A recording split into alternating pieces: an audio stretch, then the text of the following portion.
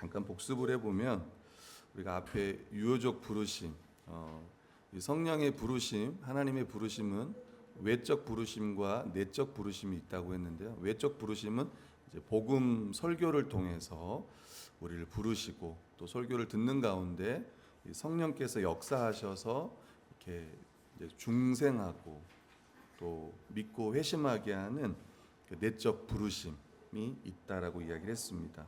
그리고 부활 생명으로 우리를 거듭나게 하시는, 사람의 힘으로 거듭나는 게 아니라 하나님의 능력으로. 근데 여기까지는 우리가 인지할 수 있냐면 없다는 거예요. 여기까지 우리가 인지할 수가 없어. 혹시 우리 중 아시는 분 있어요? 내가 언제 딱 거듭났는지? 몰라요. 안다면 이단에 갔다 오신 분들이 날짜를 받아서 언제 구원 받았습니까? 며칠? 몰라요. 창세 전부터 하나님께서 우리를 구원하시려고 예정하셨고 작정하셨고 2000년 전 예수 그리스도께서 우리의 구원을 위해서 십자가에 죽으셨고, 그리고 시간이 우리가 이 구원의 복음을 듣기까지의 시간이 쭉 걸리는 거예요. 한 2000년, 어떤 분은 1900 몇 년 뭐 이렇게 걸리겠지. 그리고 교회 안에서 들어와 가지고 복음을 듣는 가운데 예수 그리스도가 어떤 분이신지 그분의 사역의 의미를 들으면서 그때 내 안에 성령께서 중생하게 하는 거예요.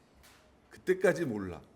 언제 하냐면 우리가 믿고 회개할 때 알아요. 그때. 근데 그 전에, 그럼 그 전에 없었냐? 아니라는 거예요.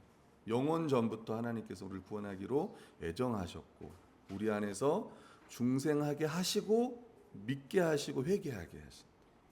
그래서 여러분 지난 시간도 기억할지 모르지만 회개는 뭐다 그랬어요? 특권이다. 아마 기억하실 겁니다. 회개와 믿음은 사람 편에서, 그러니까 부르심과 이 중생은 하나님 편에서, 그리고 은혜를 주신 하나님께 우리가 응답하는 게 바로 믿음과 회개다. 기억해 주시고, 회개는 구원받기 위해서 하는 게 아니라 구원받았기 때문에 한다.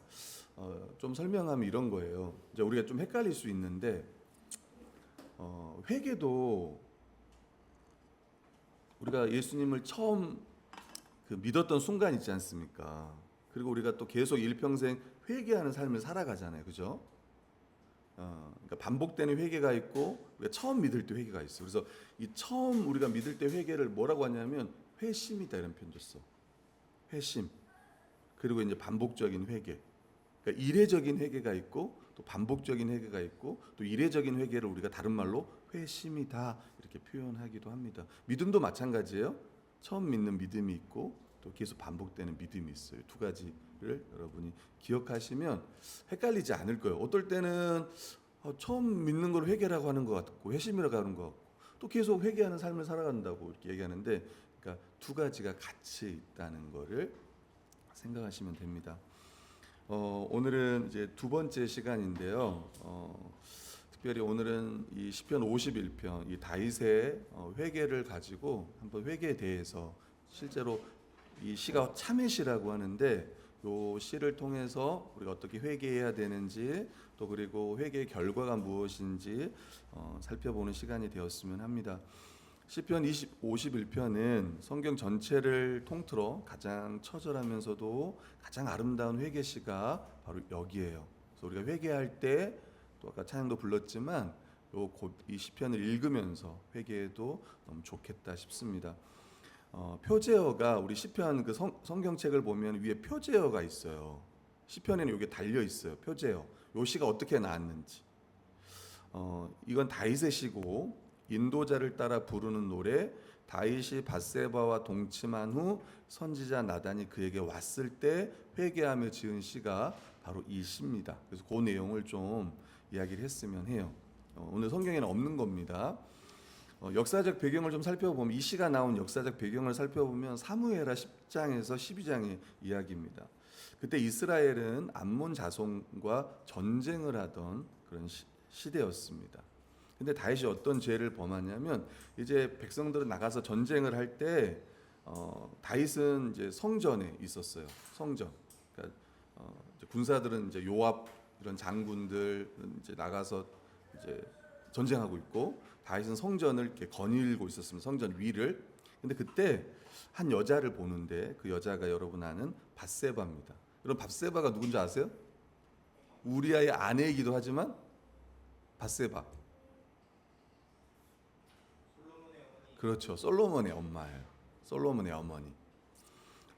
근데 이제 이 다윗이 왕궁 옥상을 거니다가 한 여인이 목욕하는 걸 봤어요. 근데 그때는 약간 성전이 높아서 다 보였나 봐요. 그 밑에 장군들은 그 근처에 살았던 것 같고 보였습니다.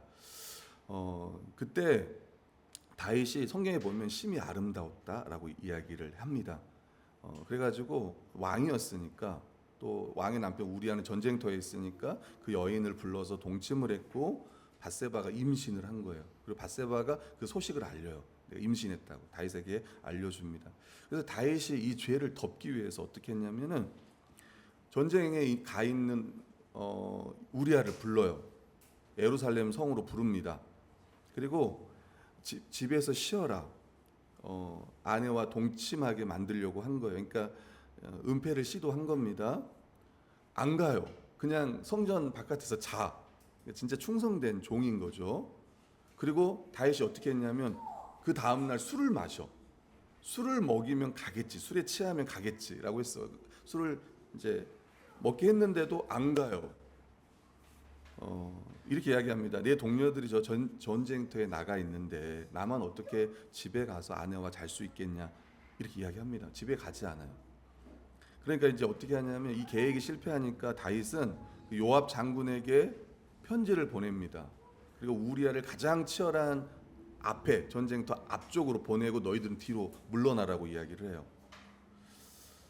그리고 결국은 우리아가 전쟁에서 죽습니다. 다윗은 밧세바를 아내로 맞이해요. 그게 이제 사무엘하 이야기입니다. 11장 26절 27절에 보면 우리아의 아내는 그 남편 우리아가 죽었음을 듣고 그 남편을 위하여 소리내어 우니라. 그 장례를 마침에 다윗이 사람을 보내 그를 왕궁으로 데려오니 그가 그의 아내가 되어 그에게 아들을 낳으니라. 이 아들이 솔로몬인가요? 아니에요.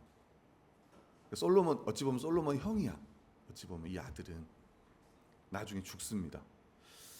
다윗이 그 일이 여호와 보시기 악하였더라고 성경은 사무엘 마지막에 11장 마지막 절에 이야기하는 거예요. 그리고 1년의 시간이 지나요. 1년에. 그리고 바로 12장은 1년이 지난 시점이에요. 누가 등장합니까? 나단이 등장해요. 선지자 나단. 우리 나중에 이제 우리 상한이가 아들을 낳으면 나단, 조나단. 실제로 목사님 아들 중에 조나단이 있긴 했는데 아무튼 우짜고 한 말이에요. 혹시 또 그렇게 짓지 않길 바랍니다. 아무튼 그래가지고 그 나단 선지자가 와가지고 이제 왕을 딱 책망하는 거죠. 우리아가 죽고 밧세바가 왕궁으로 들어와 아이를 낳을 때까지 1년의 시간이 흘렀습니다. 근데 성경은 아무것도 이야기하지 않는 걸 보니까 제가 그래도 적었지만 영적 침묵과 무감각의 상태였던 거 다윗이. 이간 또 다윗은 자신의 죄를 철저히 은폐했다고 믿었을 거예요. 아무 일이 일어나지 않은 거죠, 사실은. 근데 이제 많은 이제 설교자들은 그렇게 이야기합니다. 이 시기에 다윗의 영혼이 가장 극도로 황폐했을 것이다라고 이야기합니다. 죄책감을 누르기 위해 그의 마음은 굳어졌고 또 하나님과에서 이 교제에서 오는 기쁨은 완전히 어떤 사라진 상태, 영적 마비의 상태였을 거다. 이 1년의 기간이 성경은 그걸 기록하고 있지 않지만 그 기간이었을 거다라고 이야기해요. 그리고 하나님께서는 이 침묵을 깨고 이제 나단 선지자를 딱 보낸 거예요. 그러니까 그 1년 동안 하나님 말씀은 없었던 거예요. 또 다윗은 그냥 왕으로서 자기 일을 했겠죠. 수행했을 겁니다. 하나님께서 선지자 나단을 통해서 보내셔서 죄를 지적을 하는데 그냥 죄를 지적하지 않고 비유를 들어요.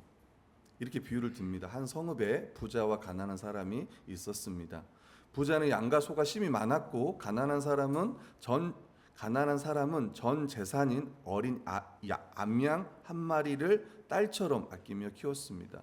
어느 날 부자에게 손님이 찾아오자 부자는 자신의 가축을 아끼고 가난한 사람의 어린 암양을 빼앗아 손님을 대접했습니다. 비유로 이 이야기를 하는 거예요. 다윗의 범죄를 이렇게 비유로 설명하는 겁니다.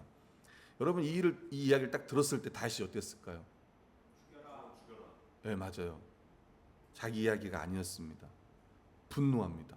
이 이야기를 듣고 이 일을 행한 사람은 마땅히 죽을 자다 이렇게 이야기. 근데 나단이 뭐라고 했겠습니까? 예, 맞아요. 바로 당신이 그 사람입니다. 여러분이 다윗 왕이라면 어떻게 하겠습니까? 어? 우리 중에 많은 사람들은 다 나단을 그 자리에서 아마 절단을 시켰을지도 모릅니다. 하나님의 목동이었던 너를 그렇게 표현하는 거죠. 너를 왕으로 하나님 세워 주셨음에도 어찌하여 충신 우리아를 죽이고 그의 아내를 빼앗았냐라고 이야기해요. 사무엘하 12장 9절에 보면 그런데 내가 어떻게 여호와의 말씀을 무시하고 여호와 보시기에 악한 짓을 했느냐. 내가 햇사람 우리아를 칼로 쓰러뜨리고 그 아내를 내 것으로 만들지 않았느냐. 너는 그를 암몬 사람의 칼에 맞아서 죽게 했다. 이렇게 이야기하는 거예요. 그때 보통 왕 같으면은 이제 죽여버릴 수 있습니다. 선지자를 왕이니까 권력이 있으니까. 근데 다윗은 그 자리에서 요 말을 듣고 딱 거꾸로 지면서 이야기하는 거예요. 내가 여호와께 죄를 범하였습니다. 이게 이제 사무엘하 12장 13절의 말씀이에요. 그리고 이제 이 시편이 이제 기록이 된 겁니다. 참회시로. 오늘 말씀도 보면 알지만 우리 3, 4절 한번 읽어볼게요. 3, 4절 같이 읽겠습니다. 시작. 내 죄가 항상 내 앞에 있나이다. 내가 주께만 범죄하여 주의 목전에 악을 행하였사오니 주께서 말씀하실 때 의로우시다 하고 주께서 심판하실 때 순전하다 하리이다. 아멘. 그래서 좀 생각해 보면 이제 다시 본문으로 좀 돌아 생각해 보면 첫 번째 좀 죄의 고백, 어떻게 우리가 죄를 고백하는지 또 그 단계들에 대해 좀 살펴보면 이 다윗은 자신이 하나님께 죄를 지었다는 사실을 깨닫고 시인을 해요. 오늘 말씀도 내가 주께만 범죄하여. 어떻게 생각하면 우리아에게도 또 밧세바에게도 범죄한 것처럼 보이지만 그렇게 이야기하지 않고 그걸 넘어서 내가 하나님께 죄를 졌다 이렇게 이야기를 합니다. 중요한 건 뭐냐면 특별히 우리가 어떤 죄를 회개할 때 우리가 하던 일을 멈추고 생각하는 겁니다.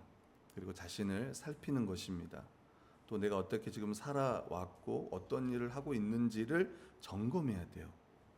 여러분 다윗의 예를 좀 생각해 보시면 다윗은 이 큰 죄를 저질렀습니다. 살인 교사에 간음죄 살인 교사까지 저질렀던 거죠. 어찌 보면 다윗이 그를 죽인 거죠. 근데 다윗은 1년 동안에 이 잘못을 직시하지 않는 채 그가 하던 일을 계속 지속했던 거예요. 그래서 핵심은 뭐냐면 멈추고 생각해야 돼요.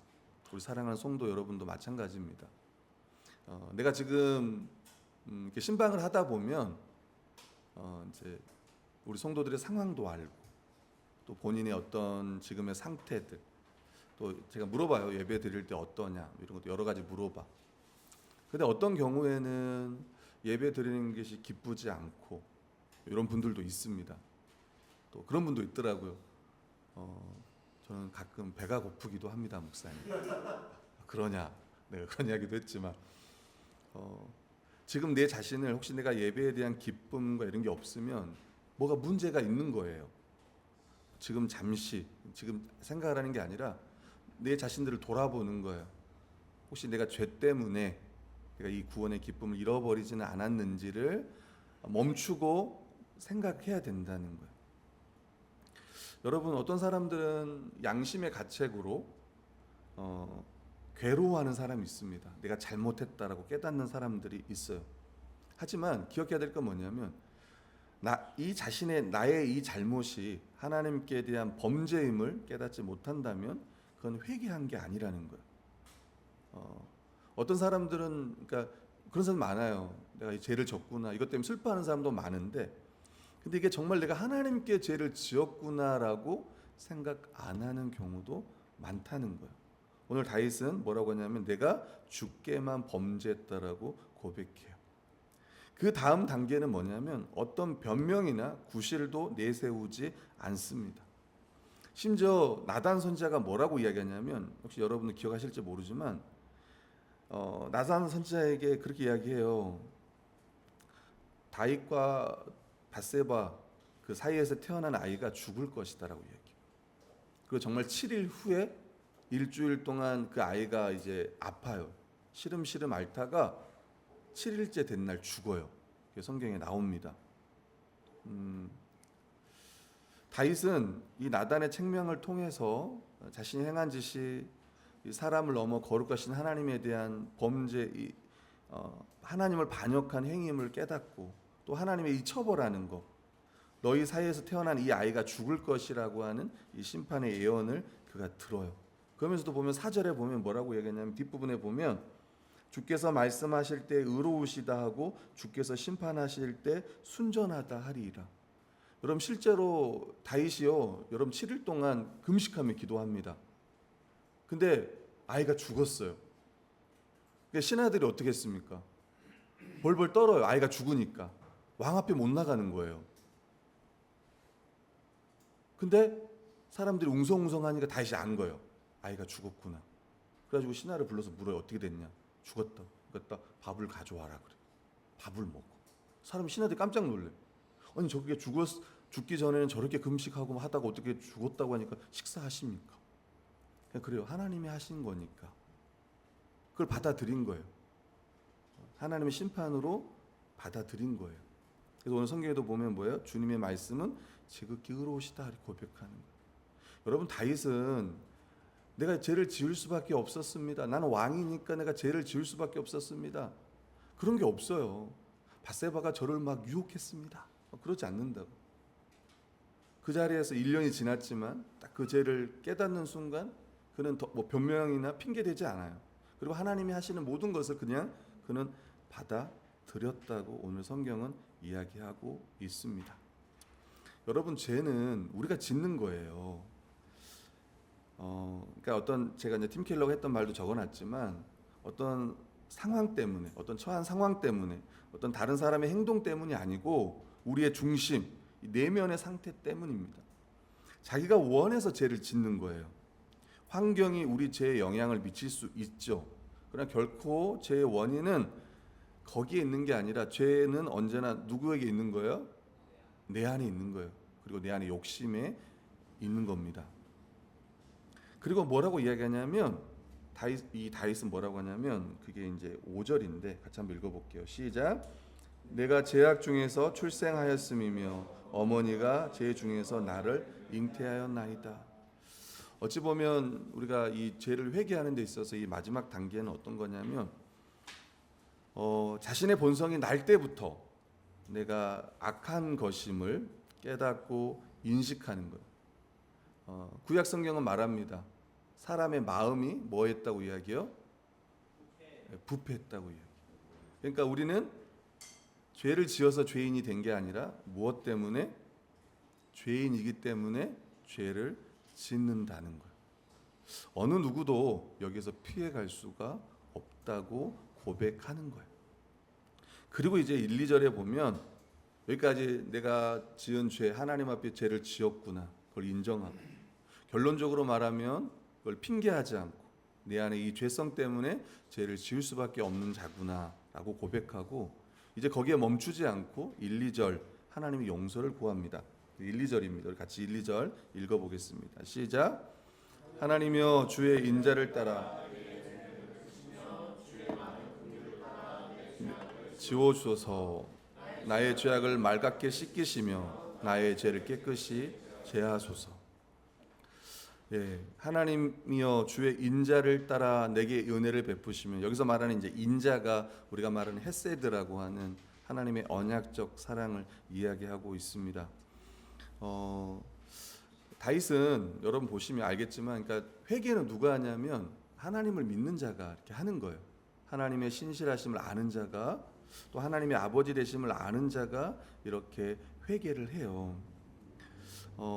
여러분, 어떤 사람들은 이제 회개한 적이 없고 양심의 가책만을 느끼는 사람들은 자신이 하나님께 죄를 지었음을 깨달을 때 어떻게 되냐면 하나님을 멀리합니다.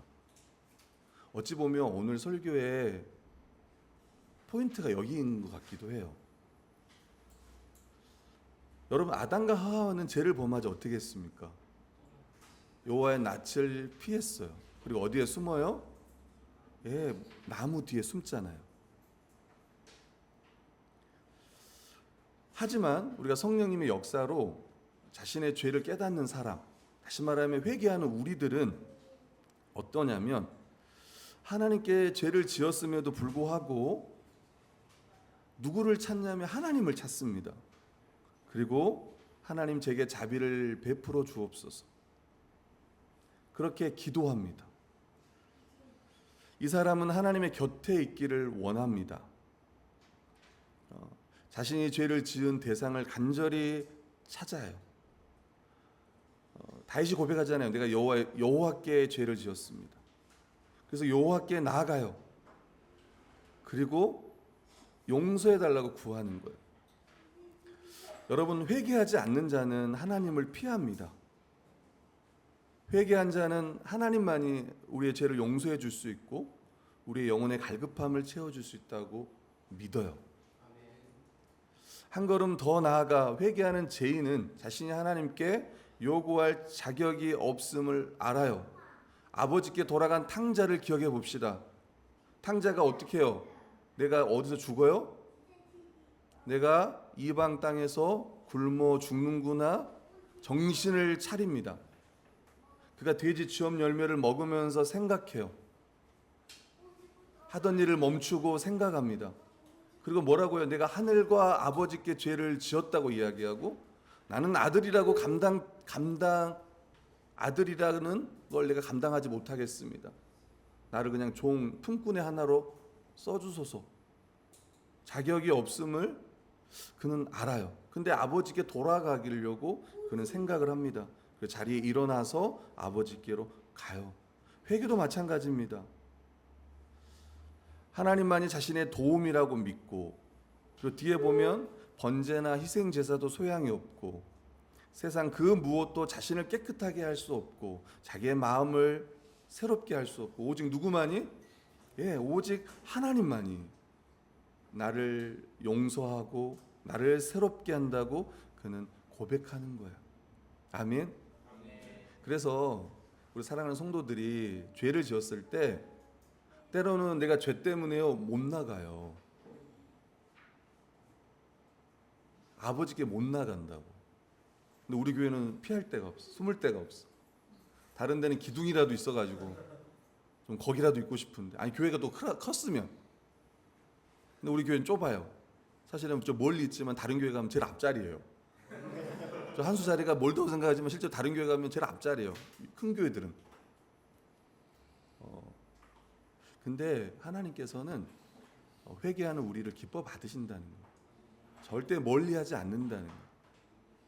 이걸 믿기를 바라고 혹시 오늘도 내 마음 가운데 이런 죄책감이 있고 이렇다면 하나님을 멀리하는 게 아니라 도리어 하나님께 더 나아가고 또 하나님께 용서를 구하고 또 이미 다 우리를 용서하셨잖아요.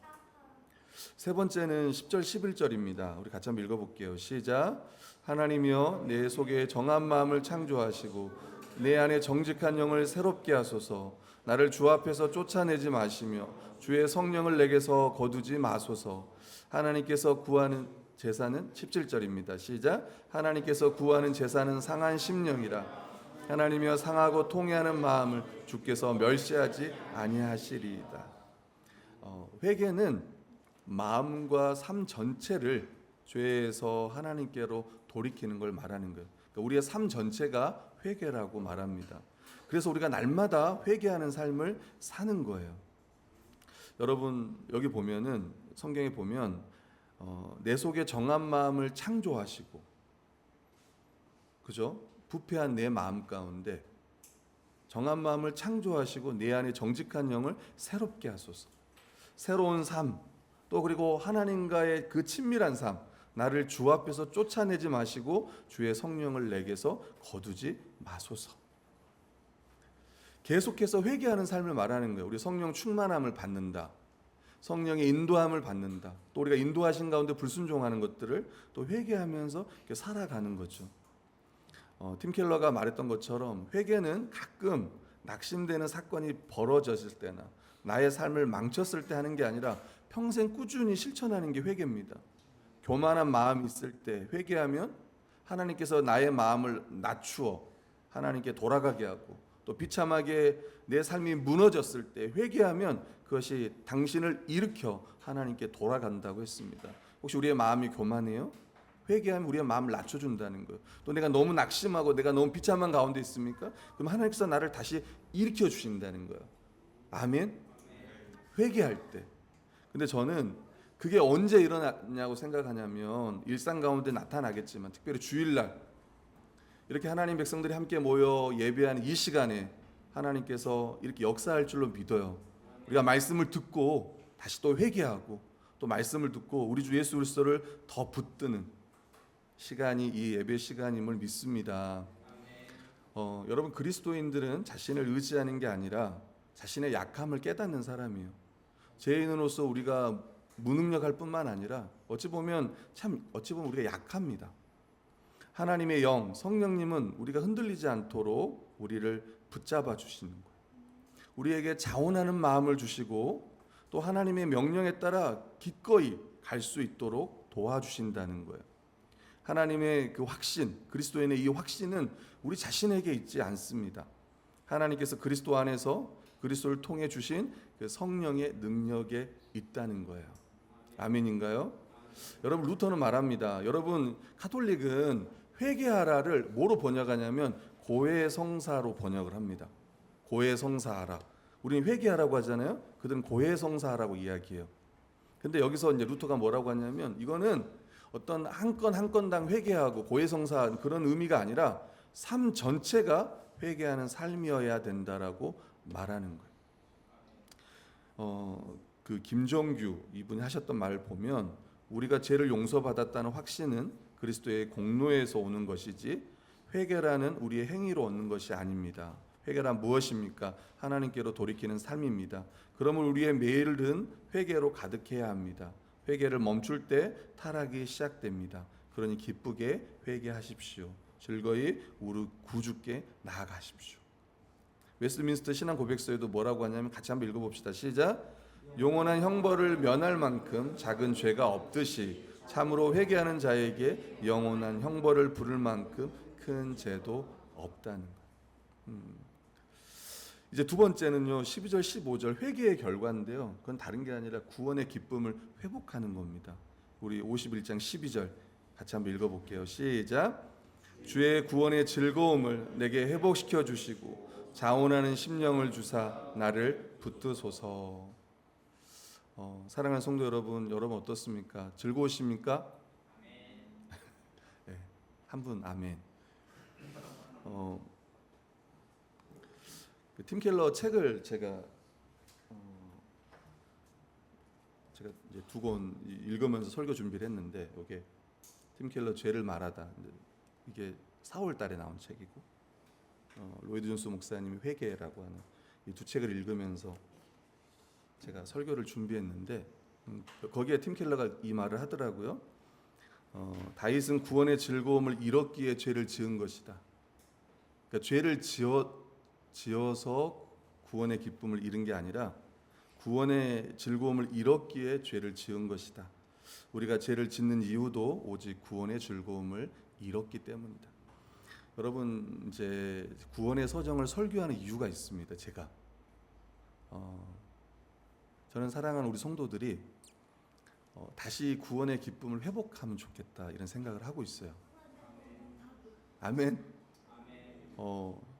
특별히 이 구원의 서정 설교가 마칠 때쯤에 9가지, 지금 우리가 4가지 이야기를 하지만 이 9가지의 서정까지 우리가 이야기를 했을 때 다시 한번 내 안에 하나님께서 나를 구원하신 이 은혜가 창세 전부터고 여전히 지금도 사랑하시고 또 마지막까지 우리 구원을 하나님께서 이루어 가실 거라고 하는 그 믿음, 그 은혜 때문에 우리 성도들이 너무나 행복한 거예요. 주일도, 일상도, 그 구원의 기쁨이 우리 가운데 있어야 우리는 죄와 싸워 승리할 수 있다고 믿습니다. 다윗은 지금 하나님의 그 언약적 사랑을요 잊었습니다. 그분의 한결같은 사랑에 사로잡혔던 그 마음, 그 희열이 그는 사라졌어요. 그래서 죄를 지었던 것입니다. 제가 수련회 때도 이야기했지만 존 파이퍼 목사님 다윗이 넘어졌던 이유를 설명하면서 이렇게 이야기해요. 시편 51편을 여러분 읽어봤지만 여기에는 다윗의 성적인 죄에 대해서 하나도 말하지 않습니다. 다윗이 밧세바를 범한 것이 우리는 문제의 핵심이라고 생각하지만 핵심은 그게 아니라는 거예요. 12절에 주의 구원의 기쁨을 내게 회복시켜 주소서. 다시 이야기하면 이 구원의 기쁨이 사라지면, 그때 제가 청년부에게 설교했을 때 뭐라고 이야기했냐면 음란물을 클릭하게 된다는 거예요. 구원의 기쁨이 사라지면 유혹을 찾아 계속 돌아다니게 된다는 거예요. 구원의 기쁨이 사라지면 이런저런 죄를 짓는다고 이야기했습니다. 실제로 우리에게 일어나는 모든 죄들은 구원의 기쁨의 이 부재에서 나오는 증상이다라고 존 파이퍼 목사님이 말하는 거예요. 어찌 보면 다윗도 그렇고 우리도 마찬가지. 우리도 내가 죄를 왜 짓지? 내가 왜 예배 드리는데 기쁨이 없지? 라고 생각하면 우리도 어느 순간 이 구원의 이 기쁨에서 멀어지고 있기 때문에 그런지 몰라요. 우리를 위한 예수님의 그 희생적 사랑, 이 십자가의 사랑을 우리가 다시 한번 기억하고 또 그것을 기뻐할 때 우리는 가장 이 죄를 깨달을 뿐만 아니라 가장 죄를 멀리할 수 있어요. 아멘. 여러분 우리 이솝 이야기 알잖아요. 옷 벗는 이야기 여러분 아시지 않습니까? 우리 옷을 어떻게 벗습니까? 바람이 불면 옷을 벗나요? 예, 요즘에는 바람이 불면 옷을 벗습니다. 에어컨 바람이 불면 옷을 벗. 여러분 이제 따뜻하면 이 바람이 옷을 못 벗기잖아요. 따뜻하면 옷을 벗잖아요. 자원함으로 벗잖아요. 마찬가지로 하나님의 이 사랑, 이 십자가의 은혜를 다시 기억하면, 기뻐하면 죄를 멀리할 수 있다는 거예요. 그래서 팀 켈러가 이렇게 말을 했어요. 우상은 단지 이성적 결단으로 깨질 수 없다고. 그것을 이길 수 있는 것은 그리스도의 사랑에 사로잡힌 마음이다라고 이야기했습니다. 그 다음에 이제 두 번째요. 회개의 결과 두 번째. 첫 번째는 그 구원의 기쁨을 회복하는 거예요. 또 이것을 위해서 같이 기도했으면 좋겠고, 두 번째는요, 하나님의 영광을 구하고 이웃을 사랑하는 겁니다. 우리 13절부터 15절 같이 읽어봅시다. 시작. 그리하면 내가 범죄자에게 주의 도를 가르치리니 죄인들이 주께 돌아오리이다. 하나님이여 나의 구원의 하나님이여 나를 건지소서. 내 혀가 주의 의를 높이 노래하리이다. 주여 내 입술을 열어주소서. 내 입이 주를 찬송하며 전파하리이다. 아멘. 자신이 하나님의 영광을 위해 살기를 간절히 바라고 있습니다. 내가 범죄자들에게 주의 도를 가르치겠습니다. 주의 의를 높이 노래하겠습니다. 내 입이 주를 찬송하며 전파하겠습니다. 이렇게 이야기합니다. 다른 모든 사람들도 그렇게 살기를 갈망한다는 거예요. 가장 큰 영광을, 가장 큰 구원을 가졌기 때문에 그리스도인들은 다른 사람들도 이것을 그들이 소유할 수 있도록 힘써 도울 것이라고 말한다는 거예요. 하나님과의 관계가 회복된 사람들, 회개를 통해서, 믿음을 통해서 이런 사람들은 자기 중심의 삶에서 벗어나는 거예요. 그리고 자기가 아니라 하나님의 영광을 바라고 또 하나님 영광 가운데, 죄 가운데 있는 수많은 사람들에게 다시 이 그리스도의 복음, 이 하나님의 이 영광의 복음을요 그들에게 전하기를 힘쓴다는 거예요. 그리고 실제로 이웃 사랑까지 나아간다고 성경은 말하고 있어요. 여러분 죄 가운데 머무르면 우리가 다른 사람에 갈 수 있나요? 여러분 죄를 왜 짓겠습니까? 아까 상황이 아니라 영향을 끼칠 수 있지만 결국 내가 원해서 죄를 짓는 거예요. 그러다 보면 우리의 인생이 이제 하나님의 영광을 위해 살아가고 이제 다른 사람을 위해 살아가야 되는데 여전히 내 욕심만을 위해 살아간다는 거예요. 근데 하나님께서는 우리에게 회개를 통해서 다시 하나님의 영광을 구하고 다른 사람을 위해 살아갈 수 있도록 우리를 그렇게 빚어 가신다는 거예요. 인도에 가신다는 거예요. 아멘. 그렇게 가야 참된 회개라고 성경은 말하고 있다는 거예요. 이제 묵상과 적용하겠습니다. 두 가지를 이야기하겠는데, 첫 번째는 자기 점검과 자기 반성인데, 자신을 점검할 때는요 그리스도를 바라보게 되고, 자기 반성을 할 때는 끊임없이 자신을 바라보는, 이건 이제 제가 한 말이 아니라 로이드 존스 목사님이 책에 보니까 그 이야기 있더라고요. 자기 점검은 좋은 일이에요. 자기 반성은요 좋지 않다라고 이야기를 합니다. 성경을 비추어 자신을 점검할 때 우리는 그리스도를 향하게 된대. 하지만 자기 반성을 할 때는 끊임없이 자기 자신을 바라보게 되는 거예요. 그리고 거기에는 행복이 없습니다. 우리를 자유케 하시는 주님을 바라보지 않고 우리 자신을 바라보는 것은 로이드 존스 목사님 뭐라고 얘기했냐면 비극이다라고 이야기해요. 자기 자신만을 바라보는데 온통 시간을 거기에 쏟는다면은 즐거움은 사라지고 괴로움만 남을 것이라고 이야기를 하는 거예요. 다윗은 그렇게 고백하잖아요. 주의 구원과 즐거움을 내게 회복시켜 주소서. 여러분, 이 사람이 어떤 사람이었습니까? 이 다윗 왕, 이렇게 말하긴 그렇지만 그는 가늠한 자였고 그는 살인자였습니다. 그는 거짓말쟁이였습니다. 근데 그가 이렇게 기도하는 거예요. 다윗과 같은 사악한 죄인, 과연 그가 즐거움을 다시 되찾을 수 있을 것인가? 이렇게 말하는 것조차, 이렇게 기도하는 것조차 가당키나 한 소리인가? 근데 가능하다는 거예요. 복음은 이 절망의 깊은 구렁텅이에 빠졌던 인생들에게 즐거움을 준다는 거예요. 그리고 기쁨을 누리게 하는 거예요. 우린 다윗처럼 누구를 죽이거나 이렇게 하지는 않았습니다. 그렇다고 해서 우리가 다윗보다 낫느냐? 그렇지 않죠. 복음은 가장 악한 사람이라도 말할 수 없는 즐거움과 기쁨을 누리게 한다는 거예요. 용서와 이 제사함의 확신을 주어 즐거움과 기쁨을 누리게 해요. 여러분, 누구만이 죄를 사할 수 있습니까? 하나님만이 우리 죄를 사할 수 있습니다. 예수 그리스도가 우리를 위해 십자가에 죽으셨기 때문에 하나님만이 그분의 십자가를 이 공로로 우리를 용서하시는 거예요. 근데 우리를 용서하셨을 뿐만 아니라 그 사실을 알게 하는 거예요. 그래서 죄책감과 이 좌절감에서 떨쳐 버리게 하시는 거예요. 신방 가운데 물었습니다. 한 지체가, 목사님, 제가 어제 회개를 했는데 오늘 똑같이 살면 똑같은 죄를 저지르면 어제의 회개가 진짜 회개가 아니지 않습니까? 여러분도 그런 고민한 적 있었어요? 혹시 여러분들도? 근데 결론은 뭐냐면 회개다는 거예요. 어제의 회개, 내가 어제 지었던 죄를 회개하고 오늘 똑같은 죄를 지었다면 어제 회개가 아니라 어제 회개가 회개라는 거예요. 하나님은 그 회개를 회개로 받으신다.